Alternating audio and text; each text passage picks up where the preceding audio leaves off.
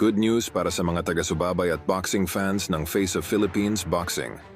na walang iba kundi ang former WBO champion, John Riel Casimero, dahil nakipagkasundo na kay Bob Arum, ang bilyonaryong si Chavit Singson sa pamunuan ng Top Rank Promotion na siyang humahawak ngayon sa reigning undisputed champion na Naoya Inoue para sa isang super mega fight sa pagitan ni John Riel Casimero at ng undefeated Japanese boxing superstar Naoya Inoue. Ang naturang mega showdown ng dalawa ay minamadali na nitong si Chavit Singson na nababalita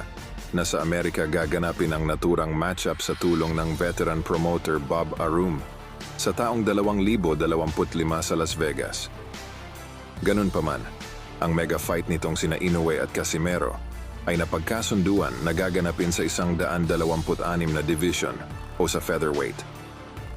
Dahil sa super bantamweight ay may demanda na kinahaharap ngayon itong kampo ni Naoya Inoue na isinampa kamakailan lamang nitong kampo ni Ahmad Alieve